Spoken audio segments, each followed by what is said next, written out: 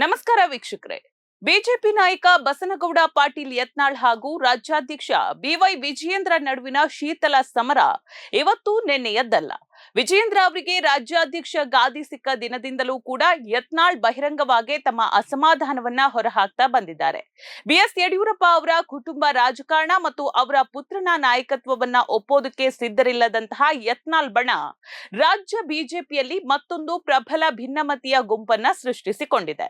ಇವರಿಬ್ಬರ ನಡುವಿನ ಪರಸ್ಪರ ವಿರೋಧವು ಕೇವಲ ಆಂತರಿಕ ಸಭೆಗಳಿಗೆ ಸೀಮಿತವಾಗಿ ಇರದೆ ಮಾಧ್ಯಮಗಳ ಮುಂದೆ ಕೂಡ ಹಲವು ಬಾರಿ ತೀವ್ರವಾದ ವಾಗ್ದಾಳಿ ಮತ್ತು ಟೀಕೆಗಳ ರೂಪದಲ್ಲಿ ಸ್ಫೋಟಗೊಳ್ತಲೇ ಇರುತ್ತದೆ.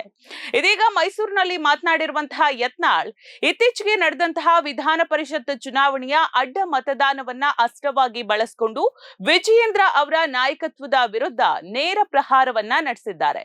ಪಕ್ಷದಲ್ಲಿ ಇಷ್ಟು ದೊಡ್ಡ ಮಟ್ಟದ ಹಿನ್ನಡೆಯಾಗಿದ್ರೂ ಅದರ ನೈತಿಕ ಜವಾಬ್ದಾರಿಯನ್ನ ರಾಜ್ಯ ಅಧ್ಯಕ್ಷರು ವಹಿಸ್ತಾ ಇಲ್ಲ ಅಂತ ತರಾಟೆಗೆ ತೆಗೆದುಕೊಂಡಿದ್ದಾರೆ. ಕರ್ನಾಟಕದಲ್ಲಿ ಕಾಂಗ್ರೆಸ್ ಸರ್ಕಾರದ ವಿರುದ್ಧ ಕಠಿಣ ಹೋರಾಟ ಮಾಡುವಲ್ಲಿ ರಾಜ್ಯ ನಾಯಕತ್ವ ವಿಫಲವಾಗಿದೆ ಮತ್ತು ಒಳಗೊಳಗೆ ವಿರೋಧ ಪಕ್ಷದೊಂದಿಗೆ ಹೊಂದಾಣಿಕೆ ರಾಜಕಾರಣ ನಡೆಸಲಾಗ್ತಿದೆ ಅಂತ ಆರೋಪಿಸುವ ಮೂಲಕ ವಿಜಯೇಂದ್ರ ಅವರ ಅಧ್ಯಕ್ಷ ಸ್ಥಾನದ ದಕ್ಷತೆಯನ್ನ ಇಲ್ಲಿ ಪ್ರಶ್ನಿಸಿದ್ದಾರೆ. ಈ ಇಬ್ಬರು ನಾಯಕರ ನಡುವಿನ ಹಗ್ಗಜಗ್ಗಾಟದ ನಡುವೆ ಹೈಕಮಾಂಡ್ ನಡೆ ಭಾರಿ ಒಂದು ಕುತೂಹಲವನ್ನ ಮೂಡಿಸಿದೆ.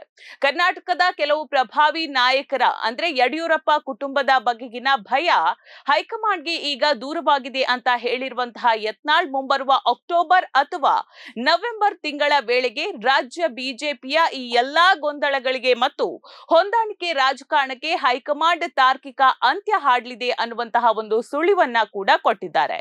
ಇದು ನೇರವಾಗಿ ಬಿವೈ ವಿಜಯೇಂದ್ರ ಅವರ ಬದಲಾವಣೆಯ ಮುನ್ಸೂಚನೆಯಾಗಿದ್ದು ಮುಂದಿನ ದಿನಗಳಲ್ಲಿ ರಾಜ್ಯ ಬಿಜೆಪಿಯಲ್ಲಿ ಮತ್ತಷ್ಟು ರಾಜಕೀಯ ಹೈಡ್ರಾಮಾಗಳು ನಡೆಯಲಿದೆ ಎಂಬುದನ್ನ ಸ್ಪಷ್ಟಪಡಿಸಿದೆ.